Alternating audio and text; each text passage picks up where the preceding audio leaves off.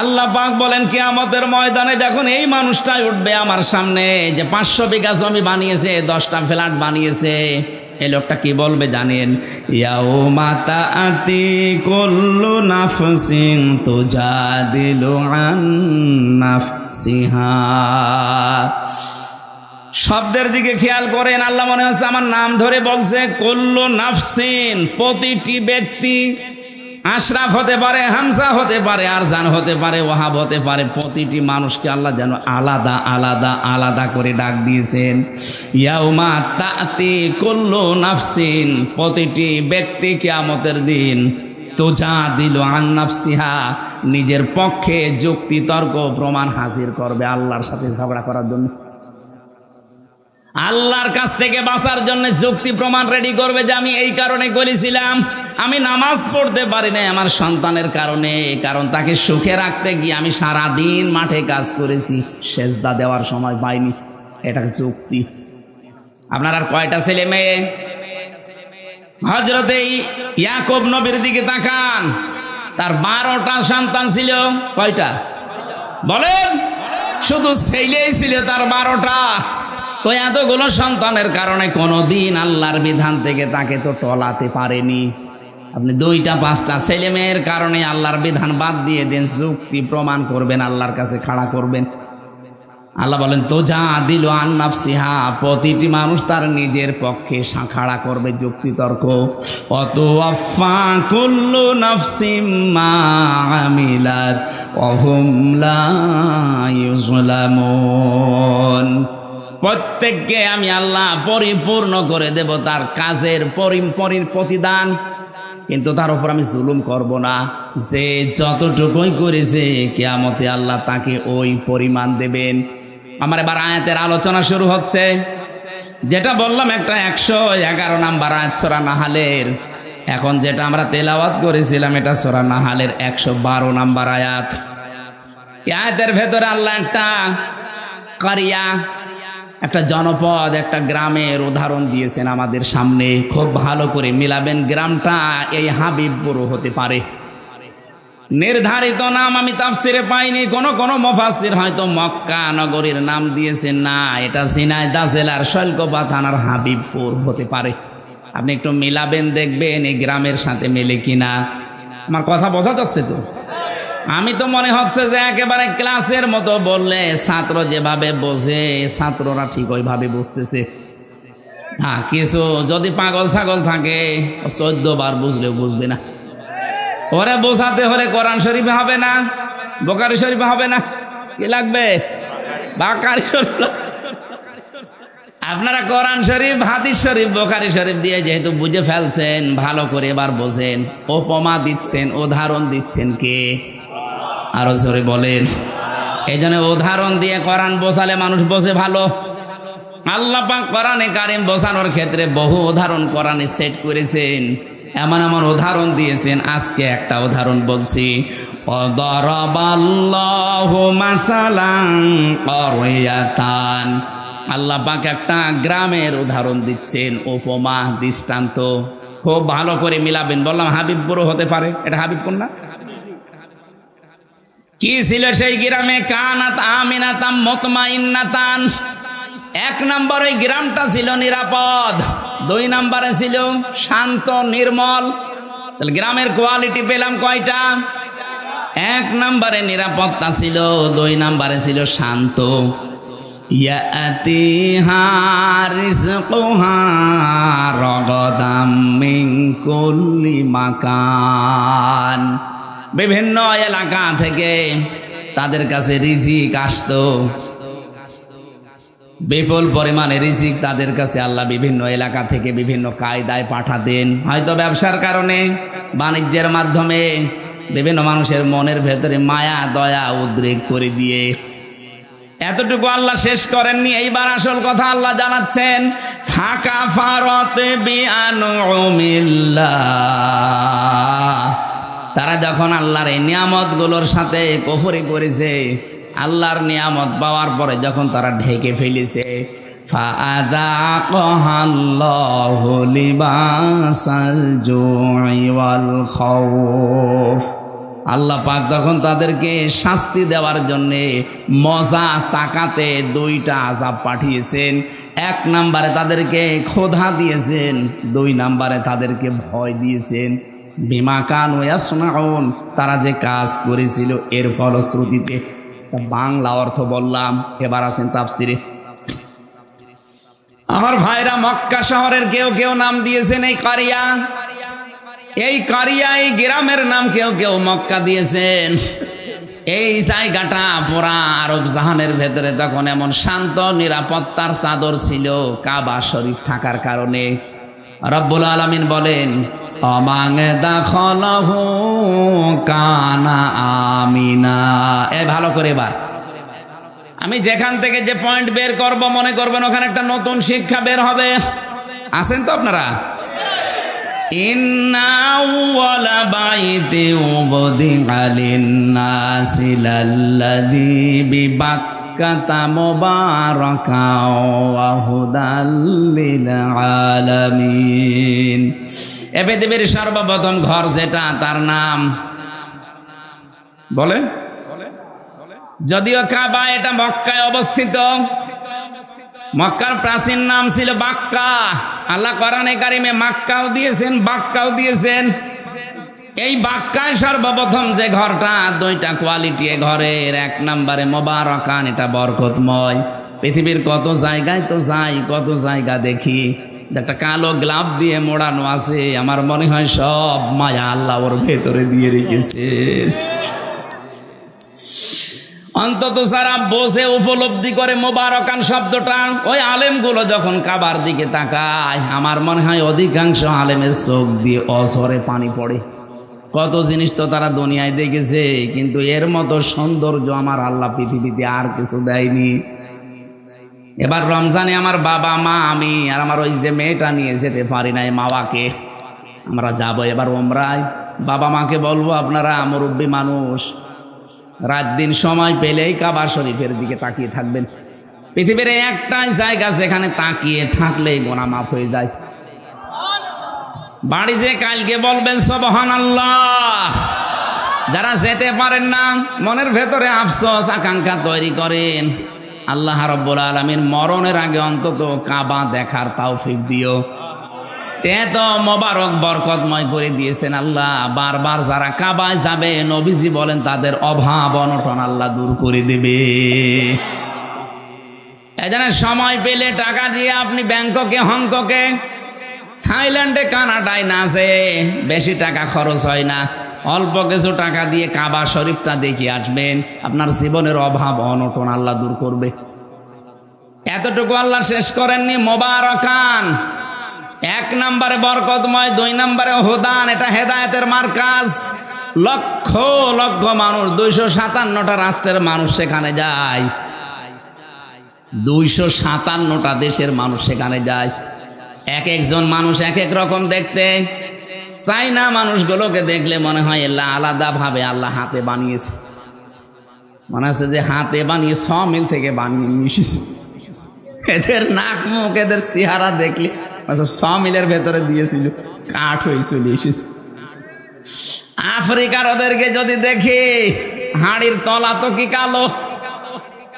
আমি 16 সালে যখন গিয়েছিলাম, ওই সময় ওই যে হাজরে আসওয়াদ যে পাথর, সোমা খেতে পারছিলাম না, এত চেষ্টা করার পর কাছে যাই কষ্ট কষ্ট করে, এমন এক ধাক্কা খায় 4-5 হাত দূরে। চিন্তা করলাম দেখি কি করা যায়, দেখি একেবারে মোষ আসতেছে, কালো, সেই রকম উঁচা লম্বা মোটা। ওই মহিলারে বললাম যে আমি ওই পর্যন্ত যেতে চাই। তার ভাষা বোঝে না, আমারে বলছে যে এই জায়গায় সেইতে ধরে রাখ। এইরকম মোটা মনে আছে, এক একটা দেয় না, আমার চাইতো প্রায় হাত খানিক লম্বা, সেই রকম মোটা। ধরলাম হাত চেপে, গোয়ারের মতো, গোয়ার যেভাবে যায়, ওর হাতে মুখে কারো কিছু লাগবে মনে হচ্ছে ছিঁড়ে যাবে, মানুষ আগেই সাইড দিচ্ছে। আমার এই যে কাছে ফেলে দিয়ে বলছে এবার নিয়ে মাথা ঢোকা। এক একজন মানুষকে আল্লাহ এক এক রকম বানিয়েছে, বৈশিষ্ট্য ওগুলো দেখবেন, আল্লাহর কথা মনে হবে আল্লাহ। এটাতে হেদায়েতের মার্কাজ। আসলেই রব্বুল আলামিন বলেন এটা শুধু বাংলাদেশের জন্য না, লিল আলামিন বিশ্ববাসীর জন্য। অমাং দাখালাহু কানা আমিনা।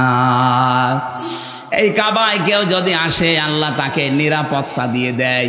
কি দেয়? আরো জোরে বলেন। এই কথাটা বলার জন্য আমি এই পর্যন্ত আসলাম। আল্লাহ বলেন কাবা শরীফ এমন ভাবে আমি বানিয়েছি, এটা পৃথিবীর প্রথম ঘর। এখানে হেদায়েত আছে, এখানে রহমত আছে, এখানে বরকত আছে, এটা নিরাপত্তা দিয়েছে ফেলা আছে। অথচ কাবার এরিয়া পার হলেই দেখবেন চুরি হয়, ডাকাতি হয়, ছিনতাই হয়, কিন্তু কাবার এরিয়ার ভেতরে কোনো ছিনতাই নেই। কথা বলেন না কেন? কারণ এই জায়গাটা নিরাপত্তা দিয়েছেন কে? আরে বাংলাদেশ কি কাবা শরীফ? বলেন না কেন? এটা কাবা থেকে ৬,০০০ কিলোমিটার দূরে। তাহলে বাংলার ৫৬,০০০ বর্গ মাইল যদি আমরা নিরাপত্তা দিতে চাই, মাস্ট বি কাবা শরীফ যেগুলো থেকে মুক্ত, বাংলাদেশের ৫৬,০০০ বর্গ মাইল ওইটা থেকে মুক্ত করা লাগবে। কাবা শরীফে ১ নম্বরে শিরিক চলে না। কি চলে না? বলেন বলেন। এখান থেকে শিক্ষা বের হবে এবার ২টা। আমি আন্দাজে বলছি না, প্রতিটি কথায় দলিল আছে। সূরা আনআম ৮২ নম্বর আয়াতের দলিল, আল্লাযীনা আমানু ওয়া লাম ইয়ালবিসু ঈমানাহুম বিযুলমিন উলাইকা লাহুমুল আমনু ওয়া হুম মুহতাদুন। এটা ইবনে কাসিরের ভেতরে আছে। আল্লাহ পাক বলেন যারা ঈমান আনে আর ঈমানের সাথে জুলুমকে মিশ্রণ করে না। এখানে জুলুম মানে শিরিক। জুলুম মানে কি? ঈমানের সাথে যারা জুলুমকে শিরিককে মিশ্রণ করবে না, উলাইকা লাহুমুল আমনু। আল্লাহ যেন হাত দিয়ে দেখাচ্ছেন এই মানুষগুলো, এই ঝিনাইদহ শৈলকুপার হাবিবপুরের এই মানুষগুলো লাহুমুল আমনু, এদের জন্য নিরাপত্তা। তাহলে কোন জনপদের লোকেরা, কোন দেশের লোকেরা যদি ঈমান আনার পরে ঈমানের সাথে জুলুমকে, তার মানে শিরিককে মিশ্রণ না করে, ওই জায়গাটা নিরাপত্তা দিয়ে দেয় কে?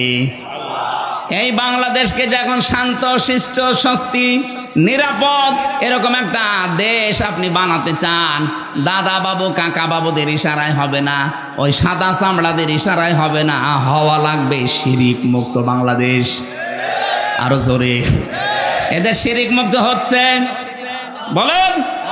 আরো শিরিক যেন করে সেই রাস্তাগুলো 15.5 বছরে মানুষ খুলেছিল, মোড়ে মোড়ে মূর্তি তৈরি করে শিরিকের কারখানা তৈরি করেছিল, আল্লাহর ওপরে আস্থা বিশ্বাস তুলে দিয়েছিল। কথা বলছে না কেন? সার্বভৌম ক্ষমতার মালিক আল্লাহ, এইটা পর্যন্ত বাদ দিয়েছিল।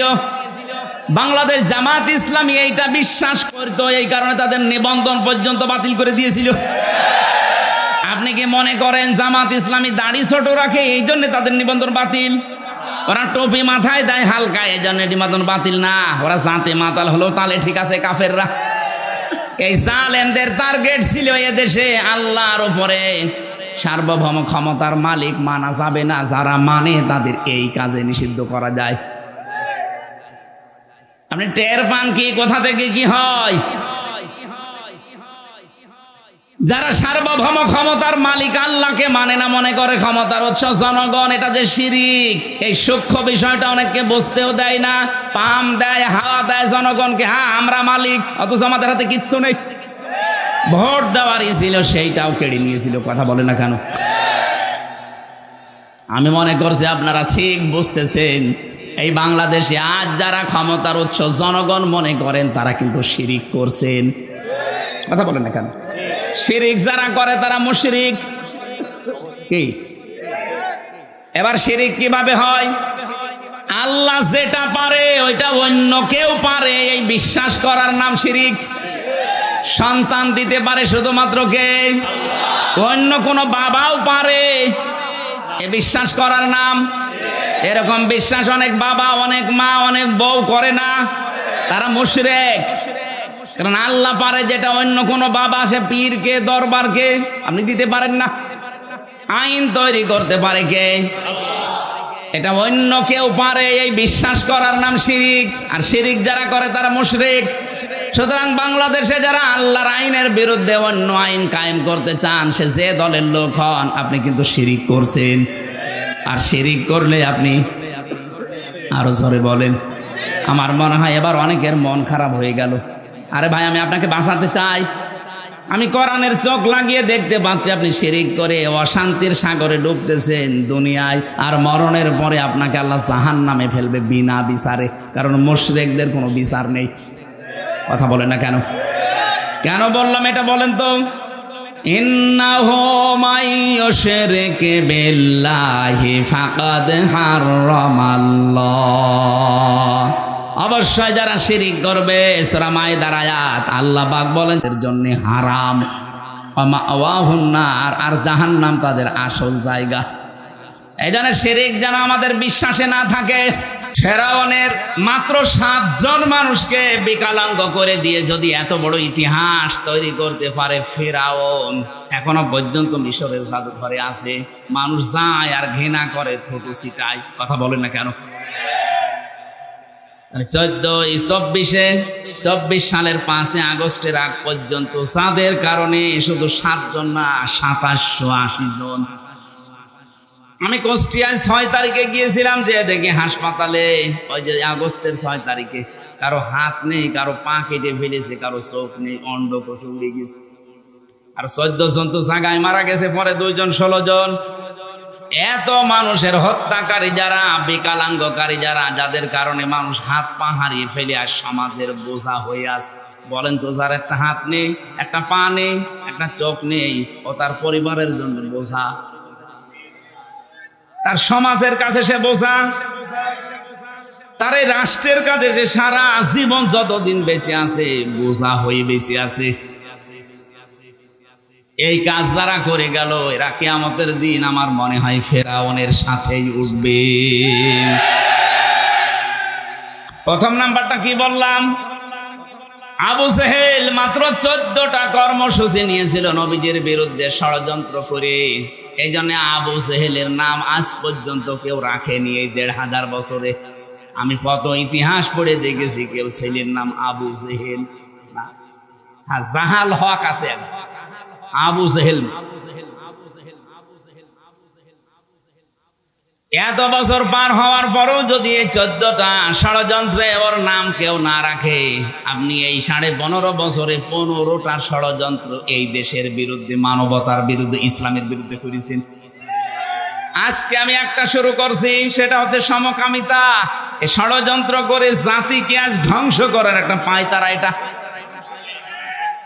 আল্লাহ পাক ওই কথাটা এখানে লোক নবীর জীবনী থেকে নিয়ে এসে আমাদেরকে শোনাচ্ছেন। ভালো করে শোনো। অমাকারু মাকারন ওয়া মাকারনা মাকরন, শব্দ কিন্তু এক, কিন্তু অর্থ 2টা। আল্লাহ বলেন কাফেররা ষড়যন্ত্র করেছিল আর আমি আল্লাহ করেছিলাম কৌশল, অথচ শব্দ একই। কাফেরদের বেলায় যেটা ষড়যন্ত্র, আল্লাহর বেলায় সেটা কৌশল। এই পৃথিবীতে বাংলাদেশে ইসলাম কায়েমের জন্য আমরা যা করি এটা হচ্ছে জিহাদ, আর ওরা যা করে ওইটার নাম সন্ত্রাস।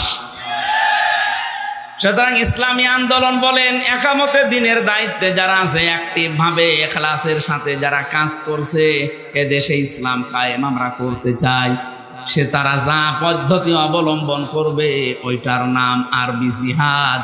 আর এটা উল্টিয়ে নষ্ট করার জন্য ওরা যেটা করবে ওইটার নাম সন্ত্রাস।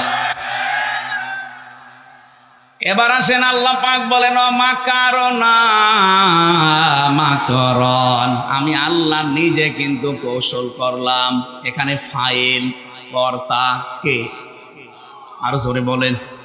আল্লাহ বলেন আমি নিজে তাদের বিরুদ্ধে কৌশল করলাম। অহুম লা ইয়াশউরুন, তারা টেরও পায়নি।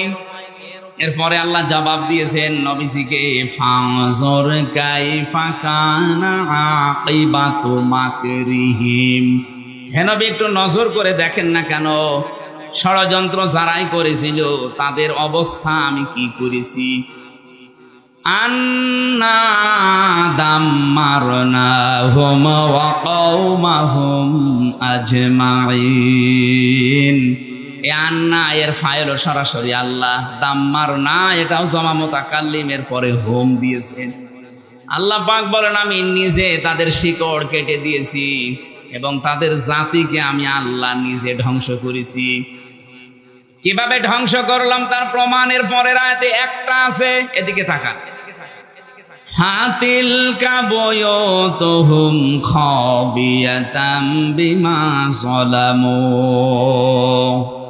আমি এবার আলেমদেরকে বলছি, আরবি গ্রামার অনুযায়ী ফা ব্যবহার করা হয় 19টা অর্থে। এখানে তিলকার আগে আল্লাহ ফা দিয়েছেন। মনে হচ্ছে আল্লাহ পাক নিজের কুদরতি আঙ্গুল দিয়ে নবীজিকে বলছেন, নবী এই সেই ঘর। বাইতুন না দিয়ে বুয়ুত বহু বচন দিয়েছেন, আবার হুম দিয়েছেন। হে নবী এই সেই ঘর, এই ঘরগুলো একটু তাকাবেন আপনি। খাবিয়াতাম বিমা যালামু, এদের জুলুমের কারণে এদের ঘর বাড়ি ব্যবসা প্রতিষ্ঠান অফিস আদালত, দেখেন আমি কি করেছি। খাবিয়াতান মানে জনশূন্য, উজাড় গৃহ, সার শূন্য। এদের ঘরের দিকে আপনি তাকান তো কি অবস্থা। বাংলাদেশের দিকে এবার আয়াতটা মিলান। 2024 সালের আগস্টের 5 তারিখের বিকাল 5টা বাজতে বাজতে এদেশের যত জালেমদের ঘর ছিল, অফিস ছিল, দেখেন সবগুলো আল্লাহ উজাড় গৃহ বানিয়ে দিয়েছে। এর বাস্তব প্রমাণ আমার কুষ্টিয়ার হানিফের বাড়ি, কামারুলের বাড়ি, ঝিনাইদহতে আছে। আপনি একটু খেয়াল করে দেখেন, যারা জুলুম করেছে একজনকে তো টাঙিয়ে ন্যাংটা করে পিটিয়েছে। এটা জালেমদের জুলুমের পরিণতি। বিআন্নাহুম যুলিমু, কারণ তারা জুলুম করেছে। খাবিয়াতাম বিমা যালামু, তাদের এই জুলুমের কারণে আল্লাহ এই শাস্তিটা তাদের দিয়েছেন। ইন্না ফি যালিকা লাআয়াতাল লিকাওমিন ইয়ালামুন, অবশ্যই এর ভেতরে শিক্ষা আছে। লামে তাকিদ দিয়েছেন, লাআয়াতান, এর ভেতরে নিদর্শন আছে, শিক্ষা আছে তাদের জন্য। লিকাওমিন ইয়ালামুন, যারা জ্ঞানী সেই সম্প্রদায়ের জন্য। সুতরাং বাংলাদেশে আমরা এখন 18 কোটি মানুষ, যারা আমাদের জন্য শিক্ষা কি? এরা যদি জুলুম 15.5 বছর করার পরে একেবারে সার শূন্য হয়ে যায়, জনশূন্য হয়ে যায়, তাদের বাড়ি ঘর পর্যন্ত উজাড় গৃহ। আপনি তাকান, এখন তাদের বাড়ি ঘর এখন জাতীয় টয়লেট হয়ে গেছে।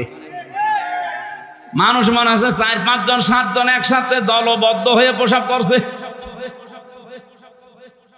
আগামীতে কেউ যদি এই চেয়ারে বসে, তারাও যদি এভাবে জুলুম আরম্ভ করে, তাদের বাড়ি ঘর আল্লাহ এভাবে সার শূন্য, জনশূন্য, উজাড় গৃহ বানিয়ে দেবে। বুঝেছেন কারা কারা? হাত তোলেন তো। আলহামদুলিল্লাহ, কাজ হচ্ছে।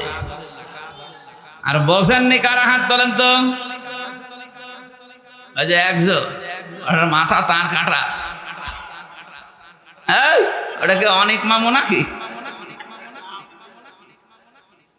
আপনার সে একজন ছিল না, সে মোটা মতো কি আরাফাত নাকি? ওই সে কই, ওরা মনে হয় আরাফাত হবে না। আমি যেটা বোঝাতে চাইলাম এতক্ষণ, এই যে 5-7 মিনিট আমি আন্দাজে কথা বলছি না, এটা কোরআন দিয়ে দলিল দিলাম। হাজার হাজার বছর আগে লূত নবীর কাহিনী আল্লাহ শুনিয়েছেন এইভাবে। যদি কেউ এরকম আগামী 5 বছর করে চেয়ার পেয়ে, তাদের বাড়ি ঘরও কিন্তু এই হানিফ সাহেবের মতো হবে ইনশাআল্লাহ। এই জন্যে থমকেড়াবেন, সাবধান। আমার ভাইরা, যে কথা তোলার জন্য পর্যন্ত এসেছিলাম, কোরআনে কারীম যারা শুনতে এসেছি, এই পৃথিবীর শ্রেষ্ঠ নিয়ামতের ভেতর এইটা একটা। আল্লাহ পাক বলেন, আমার পক্ষ থেকে যত নিয়ামত আমি দিয়েছি, সব চাইতে বড় নিয়ামতের নাম 3টা। 1 নম্বরে কোরআনে কারীম, উল বিফাদলিল্লাহি ওয়া বিরহমাতিহি ফাবিযালিকা ফালিয়াফরাহু হুয়া খায়রুম মিম্মা ইয়াজমাউন। রব্বুল আলামিন সূরা ইউনূসের 58 নম্বর আয়াতে জানিয়েছেন, নবী আপনি বলুন, তামাম দুনিয়া যা পেয়ে আনন্দে আছে থাক, আমি আল্লাহর কাছে কিন্তু কোরআন শরীফ শ্রেষ্ঠ সম্পদ। সুতরাং কোরআন যারা পেয়ে আনন্দে আছে, খুশি হয়েছে, তারা দুনিয়ার সব কিছুর তুলনায় শ্রেষ্ঠ সম্পদ পেয়েছে। আজকের এই আলোচনার সাথে সম্পর্ক কিসের? আরো জোরে বলেন। এই যে সুন্দর করে সাজিয়েছে কিসের কারণে? শুধু হামজা আসবে এজন্য সাজাতো। কতবার তো হামজা এমনিতে ওহাব ভাইয়ের বাড়ি, আরজান ভাইয়ের বাড়ি এসেছে, কই সাজাইতো নি, আজকে এসেছে কোরআনের জন্য, এজন্য এত সাজগোজ।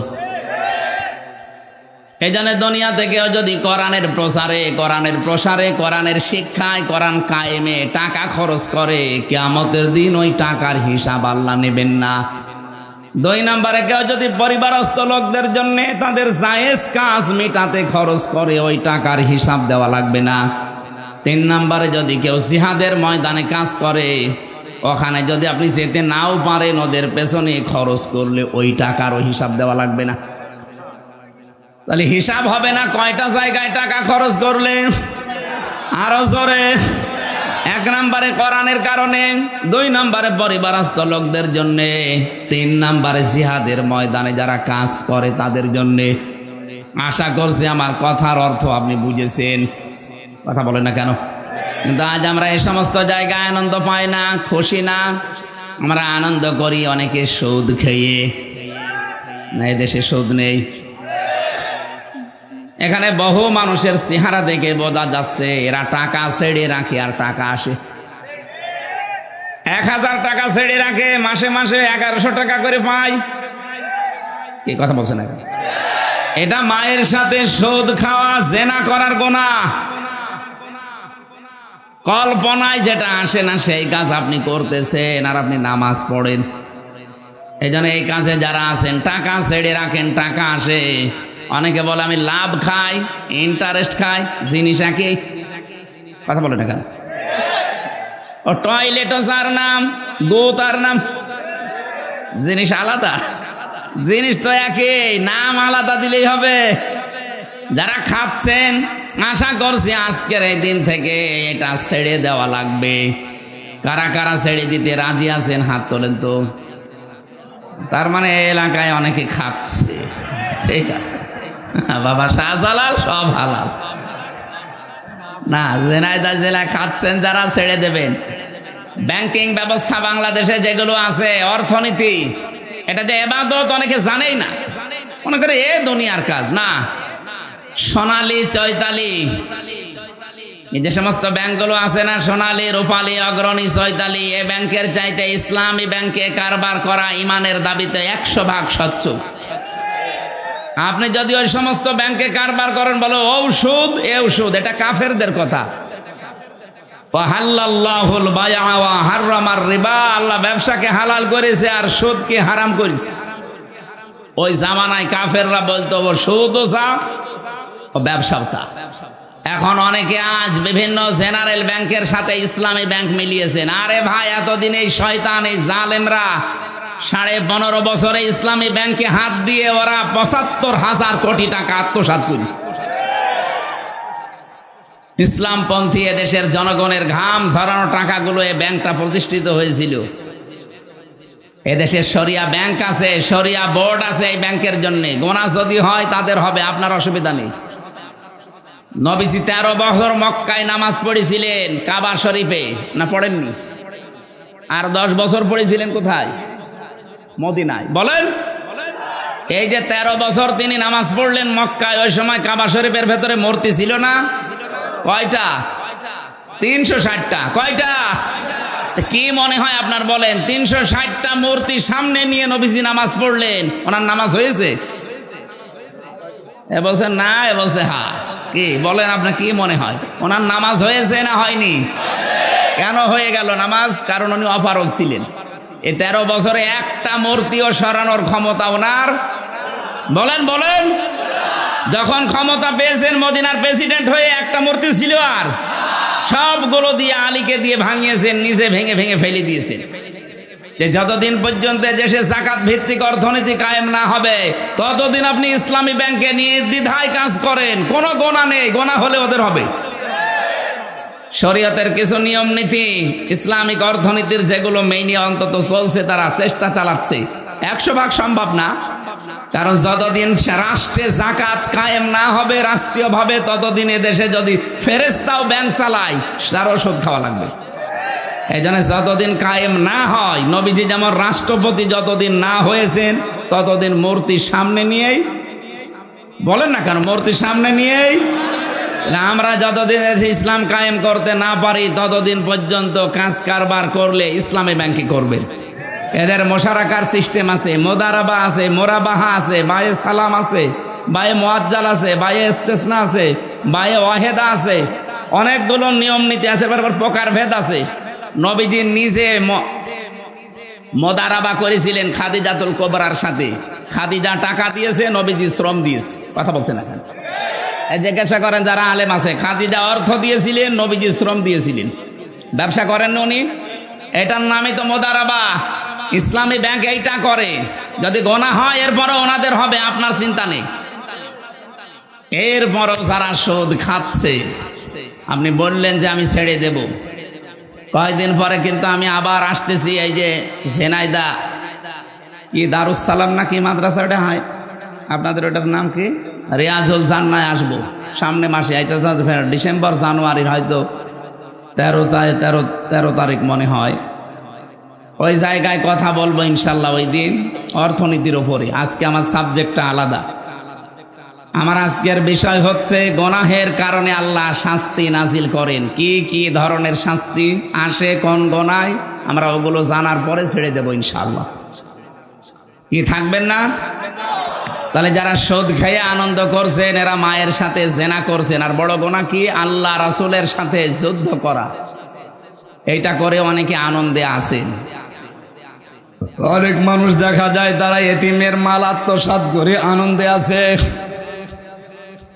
আল্লাহ পাক বলেন, ইন্নাল্লাযীনা ইয়াকুলুনা আমওয়ালাল ইয়াতামা যুলমান ইন্নামা ইয়াকুলুনা ফি বুতুনিহিম নারা ওয়া সায়াসলাউনা সাঈরা। জোরে বলেন আল্লাহু আকবার। আল্লাহ রাব্বুল আলামিন বলেন, পৃথিবীতে নিশ্চয় যে বা যারা এতিমের মাল সম্পদ খাচ্ছে ভবিষ্যতেও খাবে জুলমান, জুলুম করে। এখানে জুলমান শব্দের অনেকগুলো ব্যাখ্যা লেখা আছে। ফাঁকি দিয়ে, না বলে বিভিন্ন কায়দা কৌশল করে, এমনকি উল্টা পাল্টা করে তার জমি জায়গা লিখে নেওয়া, এইটা জুলুম। আজ অনেকে ভাইয়ের জমি লিখে নেন ফাঁকি দিয়ে, এটা কি জুলুম? বলেন না কেন? সে হয়তো আপনার কাছে অসহায়, আপনি বড় ভাই, সে ছোট ভাই। আপনি লেখাপড়া জানেন, যোগ্যতা আছে, সে হয়তো মূর্খ মানুষ, জানে না। বিশ্বাস করে এমন কায়দা করে টিপসই নিয়ে তাকে আপনি ফকির করে দিলেন। এরপরে যে সম্পদের মালিক হলেন, টাকা পয়সা জমি জায়গা, এখান থেকে যে ফসল আসে, টাকা পয়সা কামাই হয়, এইটা যারা খায়, ইন্নামা ইয়াকুলুনা ফি বুতুনিহিম নারা, ওরা যেন পেটের ভেতরে জাহান্নামের আগুন ঢোকাচ্ছে। বলেন নাউজুবিল্লাহ। বাংলাদেশে হিসাব করলে মানুষ পাওয়া যাবে না, যাবে না? বলেন, বাংলাদেশ লাগবে না? এখানেও আছে না নেই?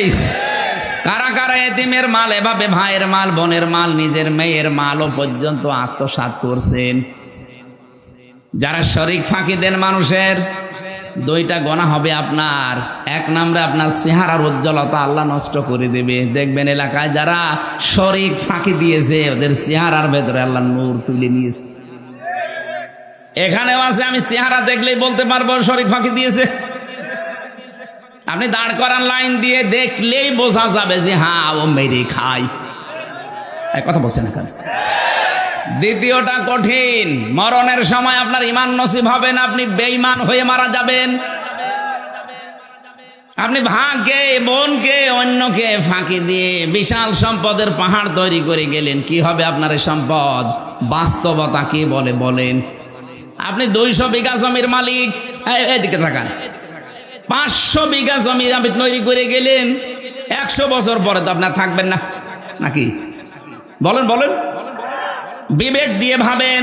200 বছর পরে আপনি আবার দুনিয়ায় আসলেন, 100 বছর পরে মরে গেলেন, 200 বছর পরে আসলেন, মাত্র 300 বছরের ব্যবধানে যদি এই 500 বিঘা জমি আপনার ছেলের ছেলের ছেলে, যারা 3 পুরুষের পরে, এরা ব্যবহার করবে কি? আপনি যদি এসে বলেন যে এগুলো আমি কিনেছিলাম, এ বাড়ি আমার, দাঁত মুখ খুলে ফেলবে। ইয়ার কি মারো কে তুমি? তোমার যদি থাকার জায়গা না থাকে, শৈলকুপা বাজার মসজিদের বারান্দায় রাত থেকে ফটো, এখানে আর জায়গা নেই। এটাকে হাসির খোরাকি দিলাম? চিন্তায় তো মাথা নত হয়ে যাওয়ার কথা, যে কি শুনছি, কার জন্য আমি করলাম। আর যারা ঘুষ খায়, কি করছেন আপনি ঘুষ খেয়ে? বিশাল বিশাল ফ্ল্যাটের মালিক হবেন, জমি জায়গা টাকা পয়সার আপনি সম্পদের পাহাড় তৈরি করে রাখলেন। আপনি মাত্র 200 বছর পরে ফিরে আসেন, এই ফ্ল্যাটে জীবনও আপনাকে আর উঠতে দেবে না।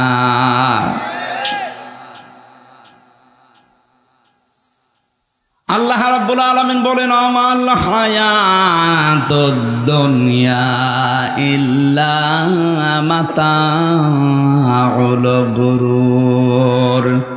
হে নবী, পৃথিবীর জমিনটাই কিন্তু এরকম একটা ধোঁকা। এটা কি? আমি আমার বাবার সাথে ভালো ব্যবহার করি আমার আখেরাত ভালো হওয়ার জন্যে। কথা বলেন না কেন? আমি আমার বাবাকে যদি ছেড়েও দেয় আমার আখেরাত ভালো হওয়ার জন্যে, আর দেখে যদি উনি আল্লাহ রাসূলকে মানে না, এরকম বাবাকে আমিও মানি না। আমি আমার মায়ের সাথে ভালো ব্যবহার করি আমার নিজের জন্যে, আমার আখেরাত তৈরি করার জন্যে। মাকেও যদি ছেড়ে দেওয়া লাগে, যদি দেখি না এও আল্লাহ রাসূলের বিরুদ্ধে অবস্থান নিয়েছে, ভালো ব্যবহার করব, কিন্তু মন থেকে মেনে নেওয়া সম্ভব না। এই কথা বলে না কেন? আমি এই যে দাড়িওয়ালা আশরাফ ভাইকে ভালোবাসি, এটা আল্লাহর জন্যে। যদি দেখি না ওনার কর্মকাণ্ড ইসলামের বিরুদ্ধে, ওনার ঘৃণা করতেও আমার 1 সেকেন্ড সময় লাগবে না। নবীজি বলেন, মানা হাব্বা লিল্লাহ ওয়া আবগাদা লিল্লাহ ওয়া আতা লিল্লাহ ওয়া মানা লিল্লাহ ফাকাদ ইসতাকমালাল ঈমান।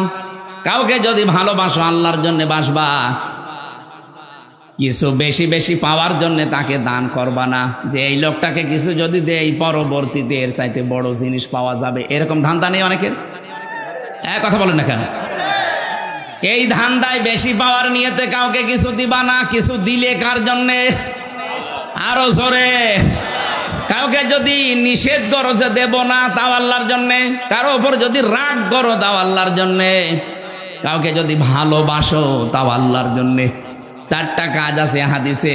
নবীজি বলেন, যারা দুনিয়ায় 4টা করতে পারবে, ফাকাদ ইসতাকমালাল ঈমান, সে যেন তার ঈমানকে পরিপূর্ণ করে নিল। জোরে বলেন সুবহানাল্লাহ। আল্লাহ পাক বলেন, কিয়ামতের ময়দানে যখন এই মানুষটাই উঠবে আমার সামনে, যে 500 বিঘা জমি বানিয়েছে, 10টা ফ্ল্যাট বানিয়েছে, এই লোকটা কি বলবে জানেন? ইয়াউমা তাআতি কুল্লু নাফসিন তুজাদিলু আন নাফসিহা। শব্দের দিকে খেয়াল করেন, আল্লাহ মনে হচ্ছে আমার নাম ধরে বলছে। কুল্লু নাফসিন, প্রতিটি ব্যক্তি। আশরাফ হতে পারে, হামজা হতে পারে, আরজান হতে পারে, ওয়াহাব হতে পারে। প্রতিটি মানুষকে আল্লাহ যেন আলাদা আলাদা আলাদা করে ডাক দিয়েছেন। ইয়াউমা তাতি কুল্লু নাফসিন, প্রতিটি ব্যক্তি কিয়ামতের দিন তুজাদিলু আন নাফসিহা, নিজের পক্ষে যুক্তি তর্ক প্রমাণ হাজির করবে আল্লাহর সাথে ঝগড়া করার জন্য। আল্লাহর কাছ থেকে বাঁচার জন্য যুক্তি প্রমাণ রেডি করবে, যে আমি এই কারণে করেছিলাম, আমি নামাজ পড়তে পারি না আমার সন্তানের কারণে, কারণ তাকে সুখে রাখতে গিয়ে আমি সারাদিন মাঠে কাজ করেছি, সেজদা দেওয়ার সময় পাইনি। এটা যুক্তি। আপনার আর কয়টা ছেলে মেয়ে? হযরতে ইয়াকুব নবীর দিকে তাকান, তার 12টা সন্তান ছিল। কয়টা বলেন? শুধু ছেলেই ছিল তার 12টা। তো এতগুলো সন্তানের কারণে কোনোদিন আল্লাহর বিধান থেকে তাকে তো টলাতে পারেনি। আপনি 2টা 5টা ছেলে মেয়ের কারণে আল্লাহর বিধান বাদ দিয়ে দেন, যুক্তি প্রমাণ করবেন, আল্লাহর কাছে খাড়া করবেন।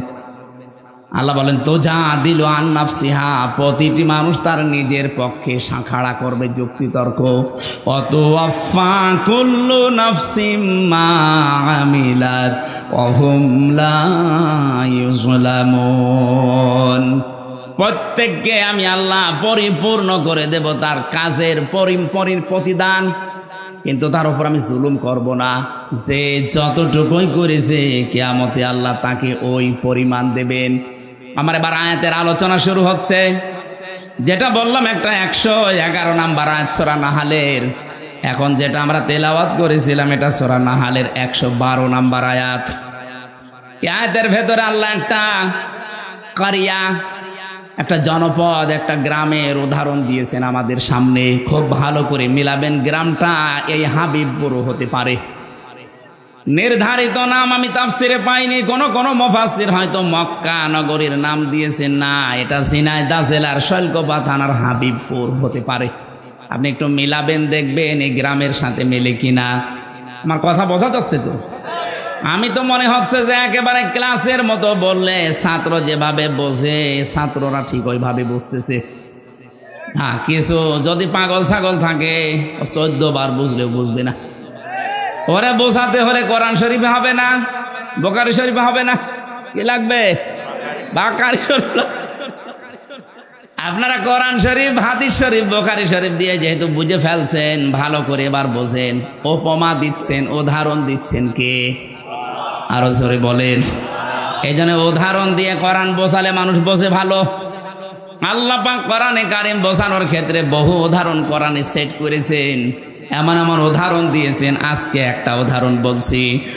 দারাবাল্লাহু মাসালান ক্বরিয়াতান, আল্লাহ পাক একটা গ্রামের উদাহরণ দিচ্ছেন, উপমা, দৃষ্টান্ত। খুব ভালো করে মিলাবেন। বললাম হাবিবপুর হতে পারে, এটা হাবিবপুর না? কি ছিল সেই গ্রামে? কানাত আমিনাতাম মুতমাইন্নাতান। 1 নম্বরে গ্রামটা ছিল নিরাপদ, 2 নম্বরে ছিল শান্ত নির্মল।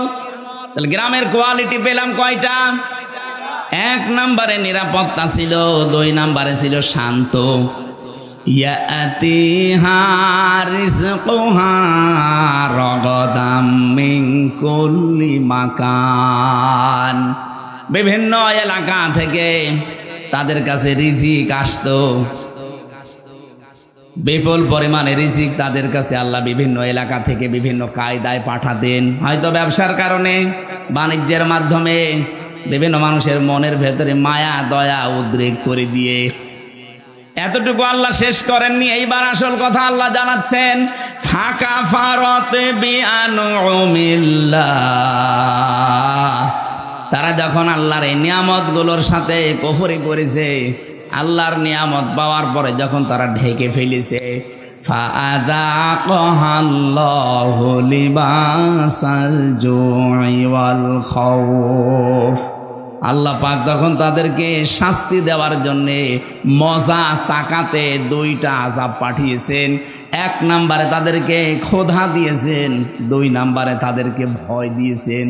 বিমা কানু ইয়াসনাউন, তারা যে কাজ করেছিল এর ফলশ্রুতিতে। বাংলা অর্থ বললাম, এবার আছেন তাফসিরে।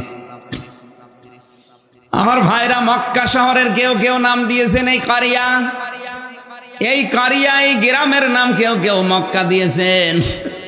এই জায়গাটা পুরা আরব জাহানের ভেতরে তখন এমন শান্ত নিরাপত্তার চাদর ছিল কাবা শরীফ থাকার কারণে। রব্বুল আলামিন বলেন, অমাং দাখলাহু কানা আমিনা। এই ভালো করে এবার আমি যেখান থেকে যে পয়েন্ট বের করব, মনে করবেন ওখানে একটা নতুন শিক্ষা বের হবে। আছেন তো আপনারা? ইন্না আউওয়ালা বাইতি উবদিআ লিন-নাসি লাল্লাযী বিবাক্কাতা মুবারাকাও ওয়া হুদাল লিল আলামিন। এ পৃথিবীর সর্বপ্রথম ঘর যেটা, তার নাম বলে, যদিও কাবা, এটা মক্কায় অবস্থিত। মক্কার প্রাচীন নাম ছিল বাক্কা। আল্লাহ কোরআনে কারিমে মাক্কাও দিয়েছেন, বাক্কাও দিয়েছেন। এই বাক্কায় সর্বপ্রথম যে ঘরটা, 2টা কোয়ালিটি এ ঘরের। 1 নম্বরে মুবারাকান, এটা বরকতময়। পৃথিবীর কত জায়গায় তো যাই, কত জায়গা দেখি একটা কালো গ্লাভ দিয়ে মোড়ানো আছে, আমার মনে হয় সব মায়া আল্লাহ ওর ভেতরে দিয়ে রেখেছে। অন্তত যারা বোঝে, উপলব্ধি করে মুবারাকান শব্দটা, ওই আলেমগুলো যখন কাবার দিকে তাকায়, আমার মনে হয় অধিকাংশ আলেমের চোখ দিয়ে অঝরে পানি পড়ে। কত জিনিস তো তারা দুনিয়ায় দেখেছে, কিন্তু এর মতো সৌন্দর্য আমার আল্লাহ পৃথিবীতে আর কিছু দেয়নি। এবার রমজানে আমার বাবা মা, আমি আর আমার ওই যে মেয়েটা নিয়ে যেতে পারি নাই মাওয়াকে।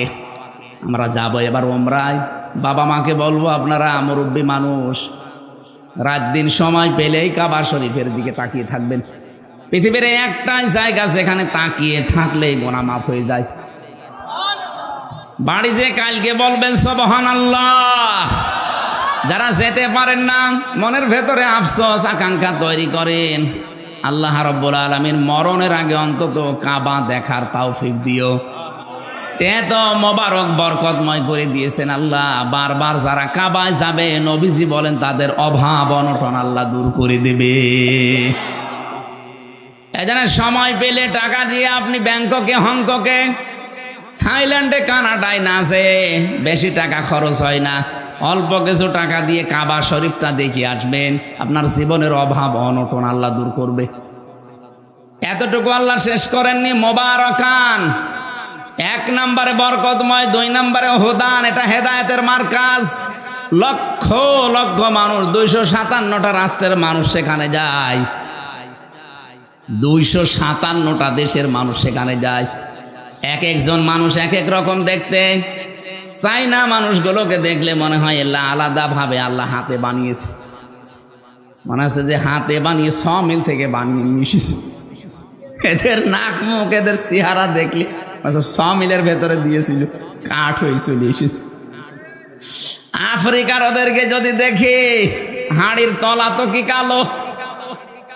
আমি 16 সালে যখন গিয়েছিলাম, ওই সময় ওই যে হাজরে আসওয়াদ যে পাথর, সোমা খেতে পারছিলাম না, এত চেষ্টা করার পর কাছে যাই কষ্ট কষ্ট করে, এমন এক ধাক্কা খায় 4-5 হাত দূরে।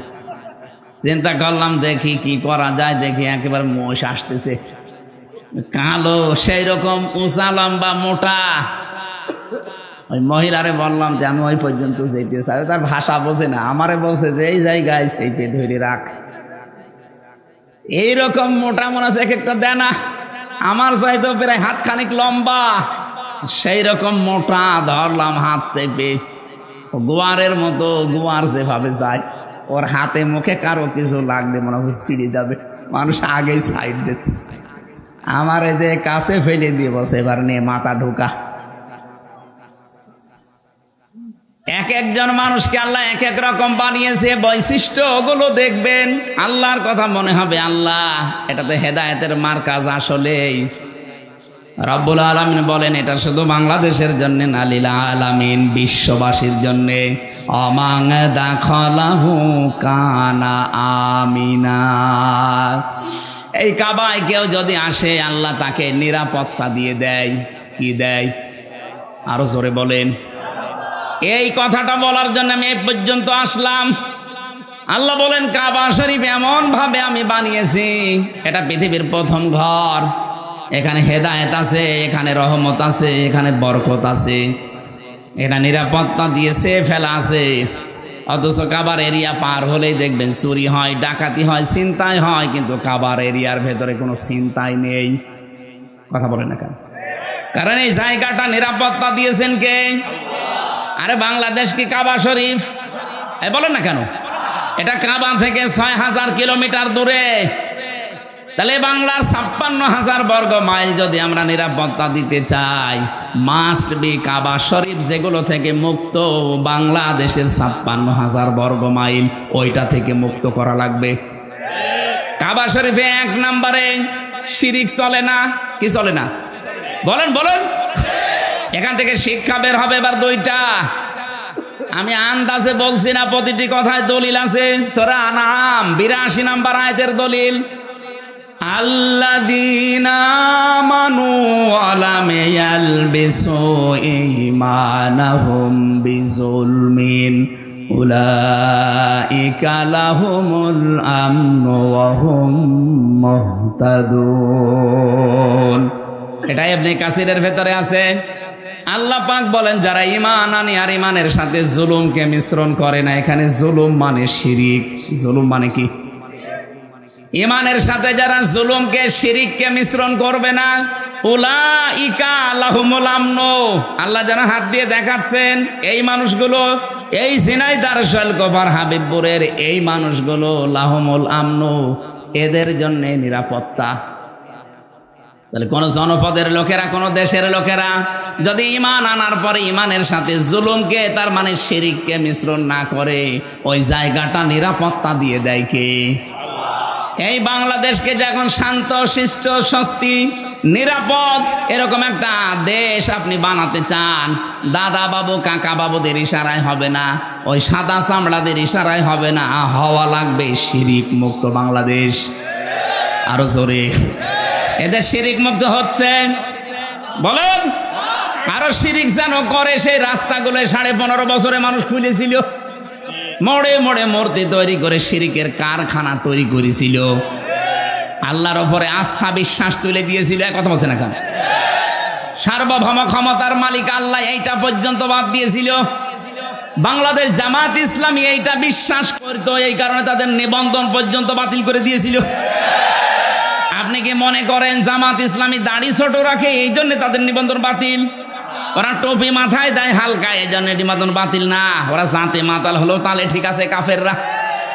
এই জালেমদের টার্গেট ছিল এদেশে আল্লাহর উপরে সার্বভৌম ক্ষমতার মালিক মানা যাবে না, যারা মানে তাদের এই কাজে নিষিদ্ধ করা যায়।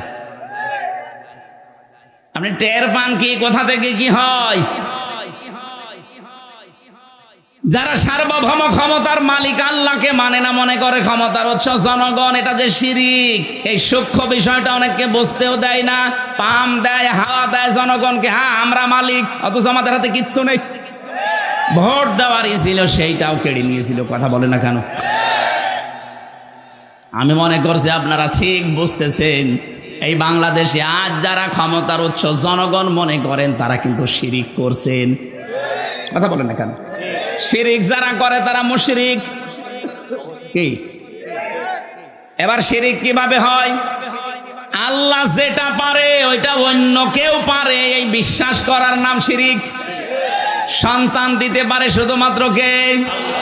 অন্য কোন বাবাও পারে, এ বিশ্বাস করার নাম। এরকম বিশ্বাস অনেক বাবা, অনেক মা, অনেক বউ করে না, তারা মুশরিক। কারণ আল্লাহ পারে যেটা অন্য কোন বাবা, সে পীরকে, দরবারকে আপনি দিতে পারেন না। আইন তৈরি করতে পারে কে?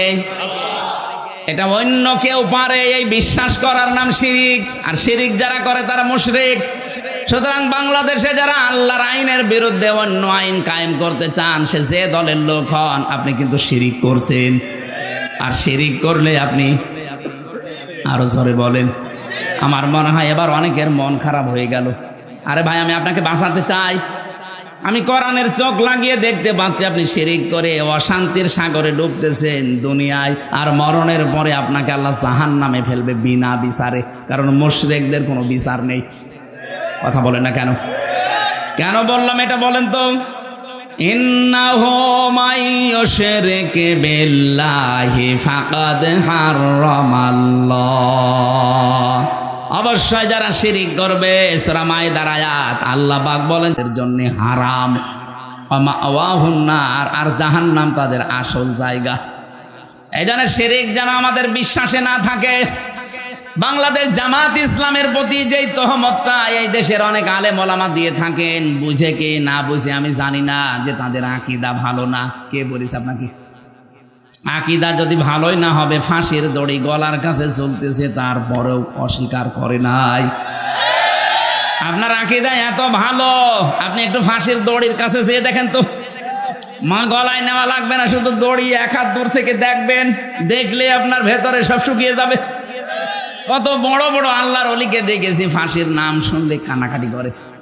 অথচ শহীদ মীর কাশেম আলী ফাঁসির নাম শোনার পরে মনে হচ্ছে শ্বশুর বাড়ি যাচ্ছে। মতিয়ার রহমান নিজামী এই জেলার জামাই, এই জেলা ধন্য। সে ফাঁসিতে যাওয়ার আগে বলেছিল, সন্তান আমি কি পায়জামা পরে গেলে ভালো হয় না লুঙ্গি পরে গেলে ভালো হয়? আপনি ফাঁসির দড়ির নাম শুনে দেখেন তো কেমন লাগে।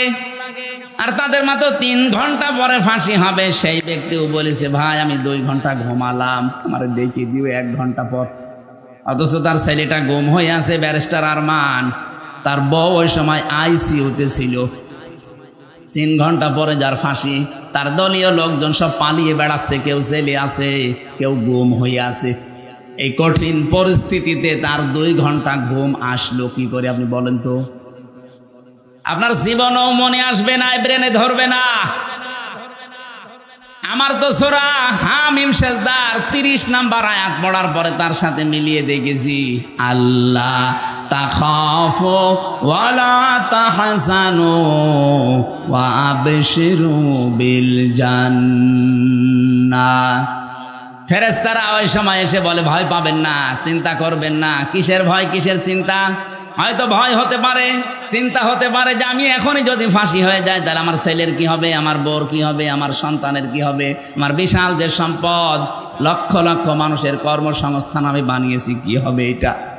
এই চিন্তা ভাবনা আসতে পারে। এই জন্য ফেরেশতারা এসে বলে, একজন দুইজন না, তাতানাজ্জালু আলাইহিমুল মালাইকা, বহু বচন আছে, একজন দুইজন না, হাজার হাজার লক্ষাধিক ফেরেশতা ফাঁসির দড়ির সামনে এসে তাকে বলতে থাকে, ভয় পাবেন না, যেগুলো রেখে গেছেন এগুলোর কোনো চিন্তা নেই, আল্লাহ এগুলো সব দেখবে। মনে হয় শহীদ মীর কাশেম আলীর কানের কাছে ফেরেশতায় কথা বলেছিল, নাই তো তার এই 3 ঘন্টা আগে 2 ঘন্টা জীবনেও ঘুম আসার কথা না। কথা বলে না কেন? এই মজলুম দলটার উপরে আন্দাজে আকীদা ভালো নাই, এই দোষ চাপিয়ে দেন। আকীদা আপনার ভালো। আমার মনে হয় এখন যে অবস্থায় আমরা এসে গেছে, সমস্ত ছোটখাটো বিষয় নিয়ে সব বাদ দেওয়া দরকার। আরে ভাই, যারা মুজতাহিদ, যারা গবেষক, তারা যে কোনো একটা বিষয়ে গবেষণা করে যদি ঠিক হয় 2টা সওয়াব পাবে, ভুল হয় 1টা সওয়াব পাবে। আপনি জিজ্ঞেস করেন আলেমকে, যে কোনো বিষয়ে শরীয়তের মাসলা মাসাইল নিয়ে যদি গবেষণা করে যদি ভুলও হয় তাও 1টা রসগোল্লা আছে, আর যদি সঠিক হয় কয়টা? আর আপনি তো কোনো চিন্তা ভাবনাই করেন না। সাজ্জাদ মাওলানা আবুল আলা মাওদুদী রহমতুল্লাহ আলাইহির নাম ধরে উল্টাপাল্টা কথা বলেন, জীবনে তার 5টা বই পড়ে দেখেছেন। 5টা বই যদি সঠিকভাবে আপনি পড়তেন, তার উপরে সমস্ত তহমত গুলো দিতেন না। আপনি তো ওই পর্যায়ে যেতে পারেননি। তাই এই জন্য আকীদার নাম তুলে যা করছেন, যে যে জায়গায় আছে তাকে ওই জায়গাগুলো কাজ করতে দেন। বাংলাদেশ জামাত ইসলামী অর্থনৈতিক ভাবে এরা আল্লাহর ওলি, টের পাচ্ছেন? এরা আল্লাহর ওলি। লক্ষ কোটি কোটি টাকা এদের কাছে দিলে 4 আনা এদিক ওদিক হবে না। বাংলাদেশে অন্য কারো কাছে দিয়ে দেখেন তো। কথা বলেন, আমাকে মানিয়ে বলছি, এটা বাস্তব না। ওলি খোঁজার জন্য চট্টগ্রামে যাওয়া লাগে। এই কথা বোঝার চেষ্টা করুন।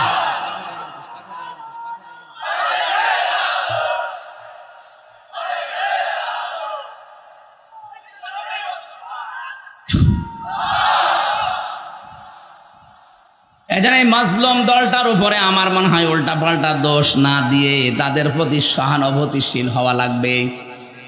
আজকে একটা সবচাইতে বড় এ বাংলাদেশের ভেতরে নাম করা মাদ্রাসা ঝালকাঠি NS কামিল মাদ্রাসা নেসারাবাদ, ওই জায়গায় ডাক্তার শফিকুর রহমান জামাতের আমির গিয়েছে, যে সৌহার্দ্যপূর্ণ আলোচনা হয়েছে।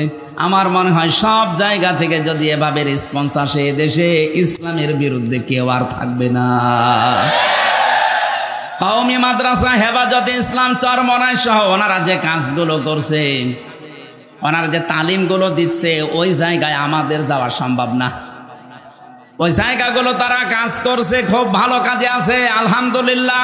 কিন্তু রাজনীতি, অর্থনীতি, দেশ পরিচালনা করার জন্য যে যোগ্যতাগুলো দরকার, শিবিরের লোক, জামাতের লোক যেভাবে অর্জন করেছে, আপনি ওই জায়গায় যেতে পারবেন না। আপনি BCS ক্যাডার হতে পারবেন, এই লোকটা হতে পারবে। অনার্স মাস্টার্স করেছে, BCS পরীক্ষা দিয়ে যদি টিকে যায়, কালকে ওই SP হতে পারবে, ASP, এরপরে SP। আমি BCS ক্যাডার হওয়ার জন্য আমি কোচিংও করেছিলাম, পরীক্ষাও দিয়েছিলাম। আমার লিখিত পরীক্ষায় পাশ হওয়ার পরে ভাই যে দেখছে আমার 14 বংশ উল্টা পাল্টা, তখন আমারে বাদ দিয়ে দিয়েছে। যদি দেখতো না এর বাবা ওই যারা পালিয়েছে তাদের দলের সভাপতি, এই কথা বলছেন এখানে, যদি দেখতো এর দাদা ওই দলের সেক্রেটারি, বলতো ঠিক আছে সব মাফ, আল্লাহর ওলি আজকে থেকে ASP। জিজ্ঞেস করেন, 100 ভাগ বলতো। কারণ আমার সে যোগ্যতা ছিল না তা না, লেখাপড়া করলে আমি হয়ে যেতাম। আমাকে লাইন মতো উঠতেই দেননি। এই 15.5 বছর এরকম বহু চেয়ারে দেশের বহু মানুষকে আপনি উঠতে দেননি। আপনি জালেম। আর এটা মজলুম।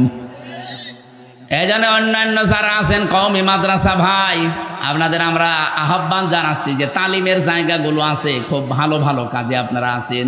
খায়রুকুম মান তাআল্লামাল কোরআন ওয়া আল্লামা, কোরআন যে শেখে, কোরআন যে শেখায়, তার মতো উত্তম মানুষ নেই। কিন্তু এখন দেশের যে অবস্থা, জালেমদের এখনো পর্যন্ত নজর কিন্তু আছে। এই নজর থেকে মুক্ত হওয়ার জন্য আন্তর্জাতিক যে ষড়যন্ত্রগুলো চলছে আপনার মাথায় ধরবে না, চিন্তা ভাবনা করা লাগে এর জন্য আলাদা। যে এখান থেকে বাঁচতে হলে আমার মনে হয় আকীদার প্রশ্ন তুলে মানুষকে আর দূরে সরানোর সময় নেই। বুকে টেনে নেন, কাছে আসেন, আগে ইসলামটা কায়েম হোক। কথা বলুন, ইসলামটা কায়েম হোক, এরপরে বলেন যে ভাই এই কাজটা ভুল হচ্ছে, এইটা শুধরিয়ে নেন, এইটা ঠিক করেন। তারা যা যা খেদমত করেছে, তার যে 50 বছরের যে খেদমত, আপনি 500 বছর পেলেও পারবেন না। কারণ 500 বছরে আপনি 450 বছর ঘুমাবেন। কথা বলছেন এখানে। আর তার এই 50 বছরের হায়াতে আমার মনে হয় 30 বছর শুধু লিখেছে। আপনি টের পান কারে আন্দাজে কোন ফতোয়া দেন। এই জন্য আহ্বান জানাচ্ছি, দেশটাকে শিরিক মুক্ত করা লাগবে। আমাদের বিশ্বাসে যাদের শিরিক আছে, জামাত ইসলামের এই গঠনতন্ত্রে বিশ্বাসে আকীদায় শিরিক আছে, আপনি একটু দেখান তো যে এটা শিরিক। বলেন বলেন। আমি নাম ধরে বলছি এই কারণে, কারণ এই মাজলুম দলটার উপরে আবাহমান কাল থেকে এই দেশে একটা তহমত লাগিয়ে দিয়েছে আন্দাজে। কেউ যেন এই অবিচার করে তাদের উপরে তহমতটা দিয়ে নিজের গোনার পাল্লা ভারী করবেন না। নিজের চিন্তায় তো আমি নিজে বাঁচি না। কথা বলেন না কেন? তাহলে এই দেশকে যদি আল্লাহর নিরাপদের চাদর দিয়ে ঢেকতে হয়, জুলুম মুক্ত করা লাগবে, শিরিক মুক্ত করা লাগবে। বলেন। আল্লাহ পাক বলেন এমন একটা গ্রামের নাম বলছি শোনো, যে গ্রামটা শান্তি ছিল। এই যে আমনুন মানে নিরাপত্তা। আমনুন মানে কি? কানাত আমিনাতান মুতমাইন্নাতান, যেখানে বাস করে মানুষ আত্মতৃপ্তি পেত। মুতমাইন্না মানে কি? আত্মতৃপ্তি। বাস করলে যেখানে আত্মতৃপ্তি পাওয়া যেত, ভালো লাগতো মানুষের, শান্তি স্বস্তি, এগুলো সব ঘিরে রেখেছিল তাদেরকে। বিভিন্ন জায়গা থেকে তাদের রিজিক আসতো, বিভিন্ন ব্যবসা বাণিজ্যের মাধ্যমে রিজিক আসতো। কিন্তু এতটুকু আল্লাহ শেষ করেননি। এই রিজিক আসার পর আল্লাহর দেওয়া রিজিক খেয়ে নিয়ামতগুলো খাওয়ার পরে তারা আল্লাহর সাথে কুফরি আরম্ভ করেছে। সবচাইতে বড় কুফরি ছিল ওই জামানার যিনি নবী ছিল মুহাম্মদ রাসূলুল্লাহকে তারা মিথ্যাবাদী বলেছে, পাগল বলেছে, জাদুকার বলেছে, এমনকি দেশ থেকে পর্যন্ত তাড়িয়ে দিয়েছে। কথা বলেন ঠিক কিনা? 18 কোটি মানুষ মাত্র 56,000 বর্গ মাইলের এই দেশে। এতটুকু দেশ, পৃথিবীর বহু দেশে তো ঘুরলাম, কই এতটুকু জায়গায় এত মানুষ বাস করে পৃথিবীর কোন জায়গায় আমি পাইনি। এর চাইতে এই যে কয়েকদিন আগে গিয়েছিলাম মালয়েশিয়া, এর চাইতে 8 ডবল বড়। কত বলেন? বাংলাদেশে 8টা জোড়া দিলে যত বড় হবে, মালয়েশিয়া একাই অত বড়। বাংলাদেশ 14টা জোড়া দিলে যত বড় হবে, সৌদি আরব একাই অত বড়। বাংলাদেশ 59টা জোড়া দিলে যত বড় হবে, আমেরিকা একাই অত বড়। কিন্তু মানুষ বাংলাদেশের চাইতে কম জায়গা হিসাবে। কথা বলে না কেন? তাদের যে বিশাল জমিন পড়ে আছে, সেই তুলনায় মানুষ একেবারেই কম। আমাদের এতগুলো মানুষ, অথচ জায়গা যতটুকু। আল্লাহ পাক বলেন বিভিন্ন জায়গা থেকে তোদের রিজিকের ব্যবস্থাগুলো করছিলাম, কি হয়েছে তোদের? আমার নিয়ামতগুলো তোরা উল্টিয়ে দিতে আরম্ভ করলি। পুরুষে পুরুষে বিয়ে, এই যে তহমত, যেটা কি বলে এর নাম, সমকামিতা আরম্ভ করলি। এইটার স্লোগান পর্যন্ত দিচ্ছে। 3 দিন আগে কুষ্টিয়ায় 2 মেয়ে আন্দোলন করেছে যে আমরা 2 জন বিয়ে করব, যদি বিয়ে না দেয় 2 জনে মরে যাব।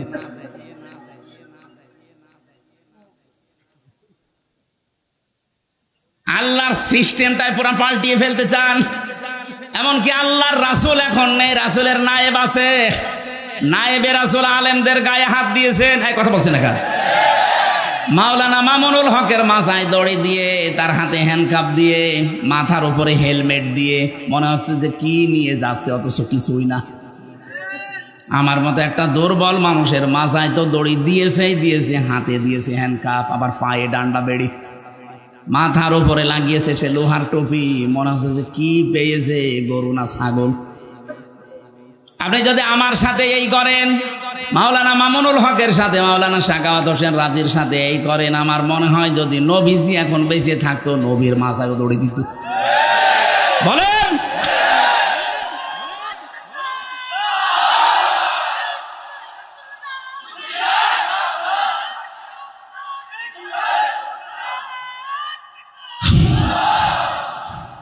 ঝিনাইদহবাসী, আমি এবার যেটা নিয়ে আসতে চাই, আল্লাহ রাব্বুল আলামিন বলেন রাগাদাম মিন কুল্লি মাকানিন ফাকাফারাত বিআনউমিল্লাহি ফাআযাকাহাল্লাহু লিবাসাল জুই ওয়াল খাউফ। মানুষ যখন আল্লাহর আইন ভুলে, আল্লাহর আলেমদের প্রতি অত্যাচার, জুলুম, নির্যাতন শুরু করে, ওই সময় ওদের পাপের কারণে আমি আল্লাহ দুইটা জিনিস চাপিয়ে দেই।